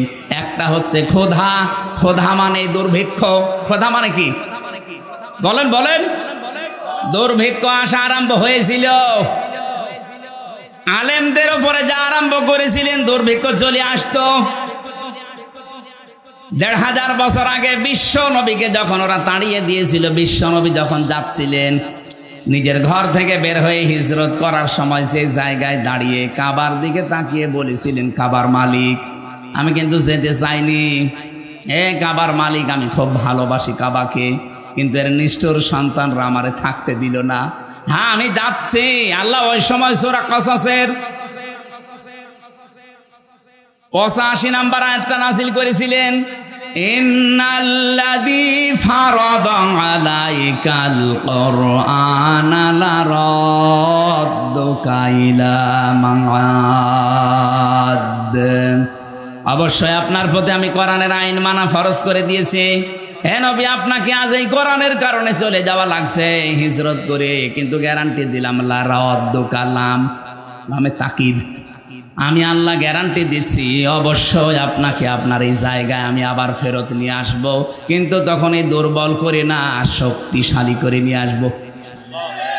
মাত্র কয় বছরের ব্যবধানে নবীজিকে আবার এই জায়গায় নিয়ে এসেছিলেন, কিন্তু বাদশা করে। কথা বলেন ঠিক কিনা? নবীজি তো ১৩ বছর অত্যাচার সহ্য করেছেন, বাংলার মুসলমানেরা আমরা অত্যাচার সহ্য করছি ৫৩ বছর, তার ভেতরে ১৫ বছর আরো বেশি। উনি ১৩ বছর, আমরা ১৫ বছর, ২ বছর পার করে ফেলেছি বেশি। উনি যদি ১৩ বছর অত্যাচার সহ্য করার পরে ১০ বছর প্রেসিডেন্ট হতে পারে, আমার মনে হয় নবীজির এই জীবনী বাংলাদেশেও মিলবে।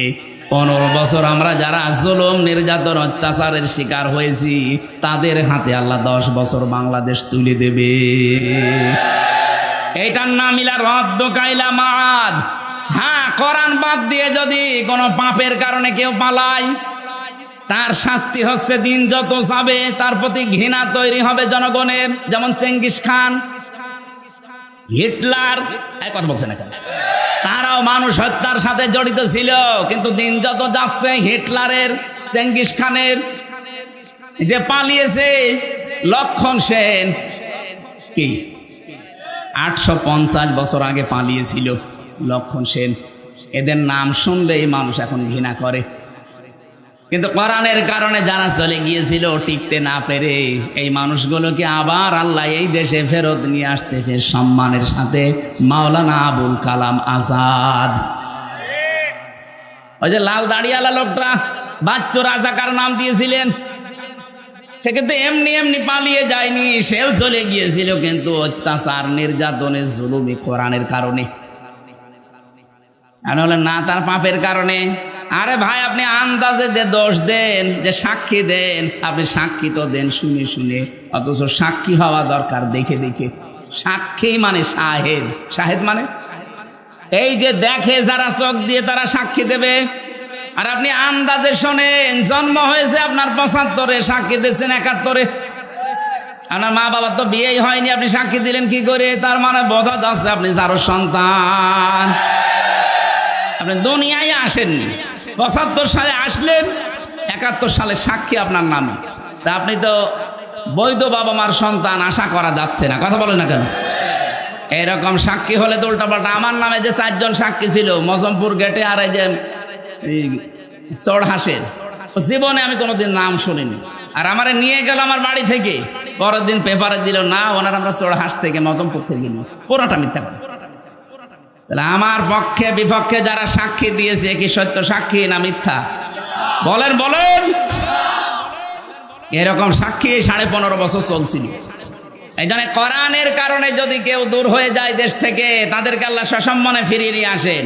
আর কোরআনের বাইরে যে মানুষগুলো পালায়, এদের দিন যত যাবে ওদের চেঙ্গিস খানের মতো, লক্ষণ সেনের মতো অবস্থান হবে।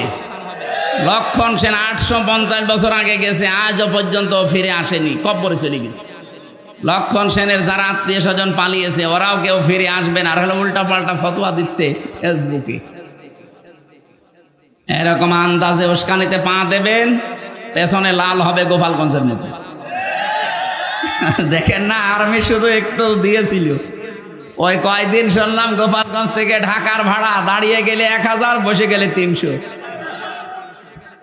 কেউ বসতেও পারে না, দাঁড়িয়ে শেষে 1000 টাকা দিয়ে যায়। এরকম অবস্থা হবে যদি উস্কানিতে পা দেন। ও পালিয়ে গেছে, আজকে শুনলাম আজকে অসুস্থ, ওর নাকি চিকিৎসাও হচ্ছে না এখন। আজকে দেখলাম পেপারে অসুস্থ, চিকিৎসা হচ্ছে না। ও ছাতা কবে টেনশনে মরে যাবে, কথা বলে না কেন? আর তার উস্কানিতে পা দিয়ে আপনি ফাঁদে পা দিয়ে লাফাচ্ছেন। লিস্ট করে রাখো, আমি আসতেছি। আপনি আস্তে আস্তে তো কব্বরে চলে যাবেন লক্ষণ সেনের মতো।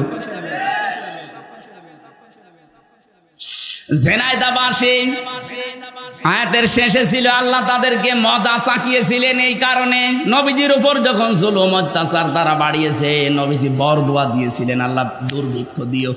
এমন দুর্ভিক্ষ দিয়েছিল তাদের, খাবার আসাস ওই আশপাশ যে ইয়ামেন থেকে, সিরিয়া থেকে, কুয়েত থেকে, কাতার থেকে খাবার বন্ধ হয়ে গিয়েছিল। এটা নবীদের বরদোয়া। এই 15.5 বছরে এদেশ থেকে বহু কিছু আমরা হারিয়ে ফেলেছি, আলেমদের বরদোয়া। কত আলেমকে আমি তাহাজ্জুদের নামাজ পড়ে হাউমাউ করে কাঁদতে দেখেছি। মাওলানা শাখাওয়াতকে, মাওলানা মামুনুল হককে আমি শিশুর মতো কাঁদতে দেখতাম। তাহাজ্জুদের নামাজে 1.5 পারা, 2 পারা, 3 পারা, 5 পারা পর্যন্ত উনি পড়তো। 2 রাকাত নামাজে 3 পারা পড়ে এমন কান্না আরম্ভ করতো, মনে হচ্ছে কেউ মারা গেছে। আমি তো পাশের রুমে 3 বছর ছিলাম ওনার সাথে। এ জালে আলেমদের কথাগুলো আল্লাহ একদিনও শোনেনি? বলেন। কত বিডিআর 1 মাস পরে রিটায়ার্ড হয়ে যাবে, অথচ 14 বছর জেল খাটতেছে। এরা রাতের বেলা যখন উঠতো আমার বাবার চাইতেও বড় তারা। কি কান্না তাদের, এমন একটা আওয়াজ দিত, আমার মনে হয় এই দীর্ঘশ্বাস, এই আওয়াজ আমার আল্লাহর আরশে গিয়ে ধাক্কা খেয়েছে। জালেমদের পতন এমনি একদিনে হয়নি, বহুদিনের জমানো পাপ। এই যে বহুদিনের জমানো পাপ, এটা আমি বানালাম। সূরা আলে ইমরানে আছে 4 নম্বর পারা 12 নম্বর পৃষ্ঠা 9 নম্বর লাইনে আছে, ইন্নামা নমলি লাহুম লিয়াজদাদু ইসমা।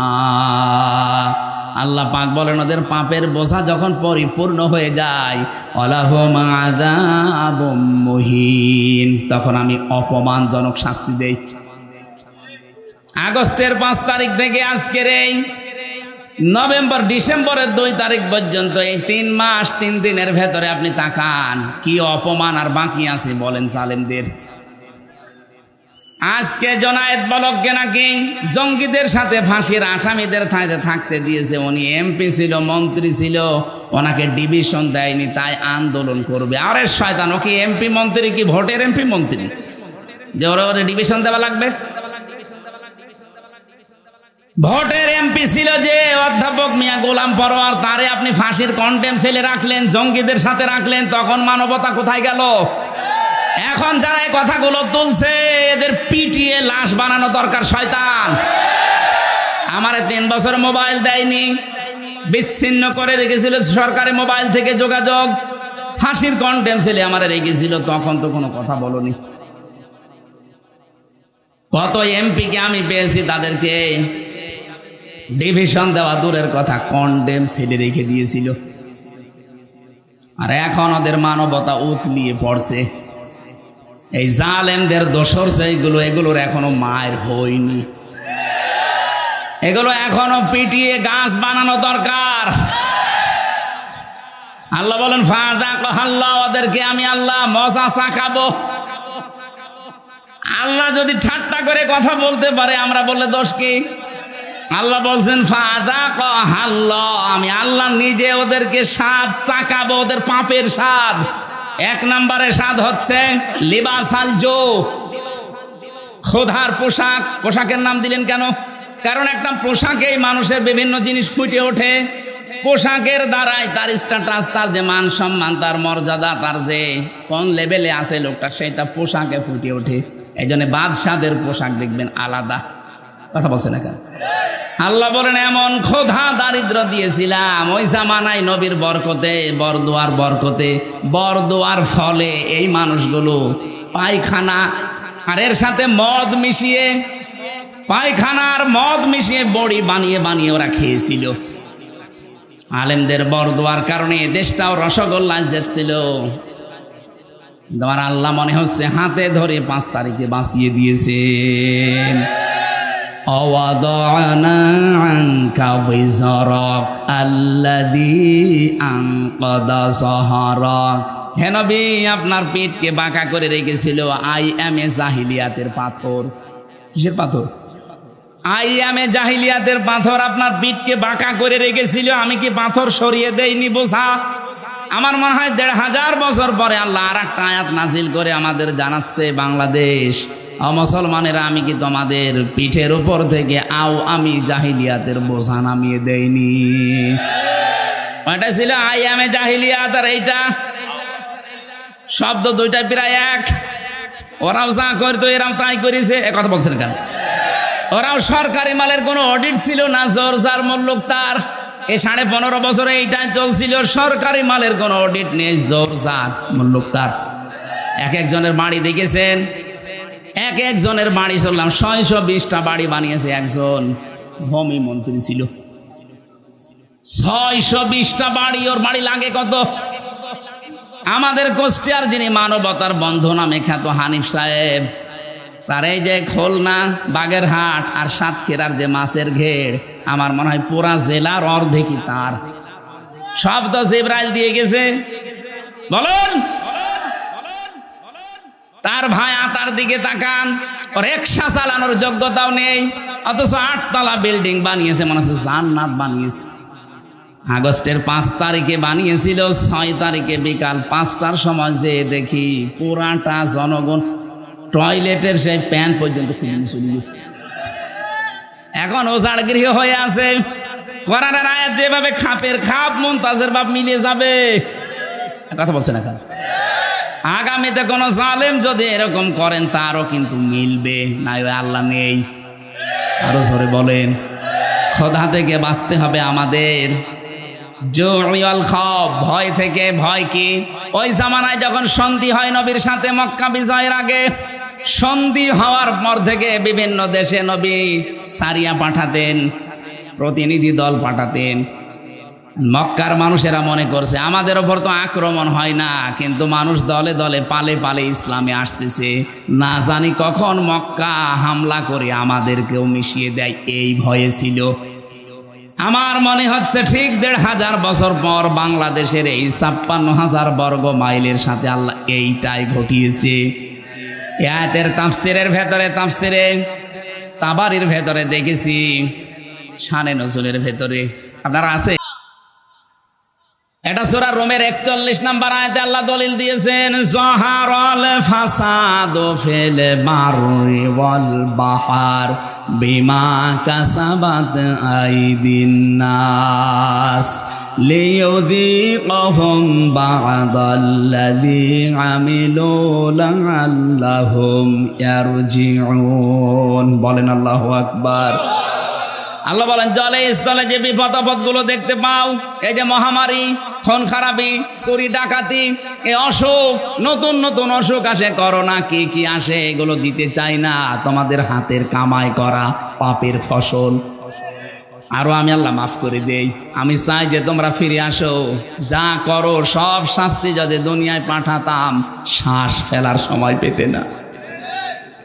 ওমা সাবাকুম মিন মুসিবাতিন ফাবিমা কাসাবাত আইদিকুম ওয়া ইয়াফু আন কাসীর। বলেন আল্লাহু আকবার।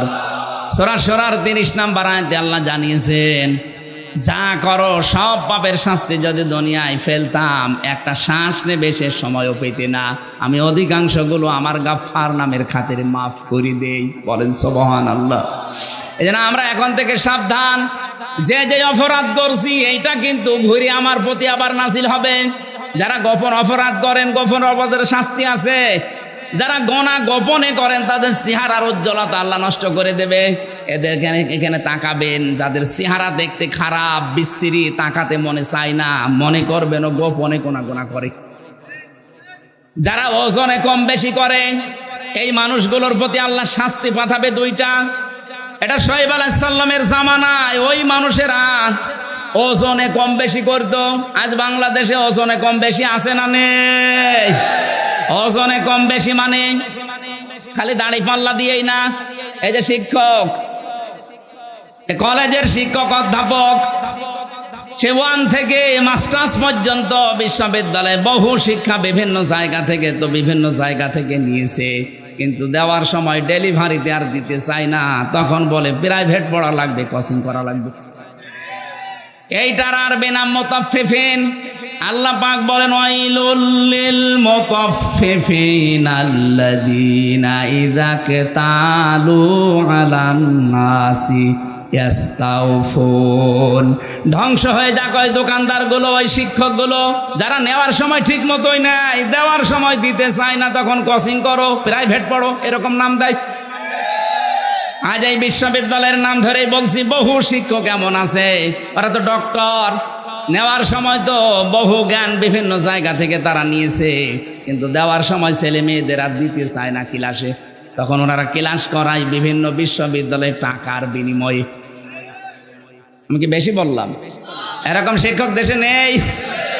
কত প্রাইমারিতে, হাই স্কুলে, কলেজে, মাদ্রাসা, এরা নিজেরা ক্লাসে ঠিক মতো পড়া দিতে চায় না। ওই পড়ায় দেবে, কোচিং করা লাগবে, ওই পড়ায় দেবে, তখন আবার প্রাইভেট পড়া লাগবে। কেন? আপনি যা পেয়েছেন নেওয়ার সময়, ওইটা দেওয়ার সময় ঠিক মতো দেওয়া লাগবে। এই জন্যই তো আল্লাযীনা ইযা ক্তালু আলান নাসি ইয়াস্তাউফুন, নেওয়ার সময় ঠিক মতো দেয়, দেওয়ার সময় কম দেয়, এরা আল্লাহর অভিশপ্ত বান্দা। এ বাংলাদেশে আছে না নেই? আমরা এরকম পাপ যদি করি, এই পাপের কারণে আল্লাহ ওইটা আবার শাস্তি করে পাঠাবে, হয় আপনার উপরে, না আপনার ছেলে মেয়ের উপরে, না নাতি নাতকির উপরে। এমন এমন শাস্তি এসে দাঁড় হবে যে জীবন দিয়ে হলেও সে শাস্তি আর তুলতে পারবেন না। আপনার ছেলে যদি একটা আসে 100 কানা, আপনি 50 বিঘা জমির মালিক হয়ে কি করবেন? সারা জীবন মানুষ আপনাকে ডাকবে কানার বাপ। আর কথা বলছেন এখন না? আপনাদের বেশি সময় হয়ে গেছে না? না, অনেক হয়ে গেছে। ওরে বাবার 11টা 15, আমি তো মনে করলাম 11টা শেষ করে দেব। না, আমার গলা আবার পারছে না। আগামীতে এ পর্যন্ত থাক। আমরা যে পাপ করি, চিন্তা ভাবনা করে করি, ওইটাই উঠে যায়, আবার ওইটাই নাজিল হয়। আল্লাহ আমাদেরকে শাস্তি দেওয়ার জন্য নাজিল করে। এই জন্য এমন কোনো অপরাধে আমরা যাব না যে নিজের ওপরে নিজে আবার কুড়ুল মারছি। আল্লাহ আমাদের হেফাজত করুন, আল্লাহুম্মা আমিন। লা ইলাহা ইল্লা আনতা সুবহানাকা ইন্নী কুনতু মিনাজ জালিমিন। আল্লাহুম্মা আগফিরলি ওয়ারহামনি ওয়াহদিনি ওয়াফিনি ওয়ারযুকনি ইয়া রাব্বাল আলামিন। আল্লাহ তাআলা 1.5 ঘন্টার মতো তোমার কোরআনে কারীম থেকে কথা বলার চেষ্টা চালিয়েছি। চাতক পাখির মতো তোমার বান্দা বান্দিরা শুনেছে। এটা জীবনে তুমি আমল করার তৌফিক আমাদের ভিক্ষা দাও। এ মাহফিলের আয়োজন করতে গিয়ে মাদ্রাসা কর্তৃপক্ষ যাদেরকে সাথে নিয়ে বিশাল আয়োজন সাজিয়েছে, আল্লাহ প্রত্যেকের কবরে, আত্মীয় স্বজনের কবরে সওয়াব পৌঁছিয়ে দাও। তাদের জীবনটা তুমি ধন্য করে দাও, গোনা থেকে তাদেরকে বাঁচাও। আমরা এমন কোন গোনা যেন না করি যে গোনার শাস্তি আবার ঘুরে আসে। আল্লাহ তাআলা এই মাহফিলের সভাপতি, সহসভাপতি, প্রধান অতিথি, বিশেষ অতিথি যারা এসেছে, আল্লাহ মঞ্জুর করো। বিশেষ করে অ্যাডভোকেট আবু তয়ব, মুফতি আশরাফ আলী ফারুকি ভাই সহ, আমার শ্রদ্ধাভাজন বাবা রিয়াজউদ্দিন সহ, আর জানালি আব্দুল ওহাব, আল্লাহ কত মানুষ, রবিউল ইসলাম ভাই সহ যত মানুষ এখানে পরিচিত অপরিচিত এসেছে, সবাইকে অমরের মতো বানিয়ে দাও। সম্মানিত মা বোনদের জন্য আলাদা করে আজকে কিছু বলতে পারলাম না, মা বোনদেরকে তুমি খাদিজাতুল কুবরার মতো বানিয়ে দাও। হ্যাঁ, আল্লাহ তাআলা তোমার দিনের একজন খাদেম আব্দুস সাত্তার অসুস্থ হয়ে পড়ে আছে, শেফায়ে কামেলা আজেলা দাও। এই থানার ওসি যিনি দোয়া চেয়েছে, আল্লাহ পুলিশ সদস্য ভাইরা যারা রাত দিন চেষ্টা করছে, কষ্ট করছে শান্তি স্বস্তি দেওয়ার জন্যে, এদের উপরে তোমার রহমত নাজিল করো। এ জেলায় যত মানুষ কবরে আছে কবরগুলো জান্নাত বানিয়ে দাও। মকুল রকন ভাইয়ের জন্য দোয়া চেয়েছে, আল্লাহ যত মানুষ যার জন্য দোয়া চেয়েছে তোমার কাছে আমরা দোয়া করছি, সবার জায়েজ আশাগুলো পূর্ণ করে দাও।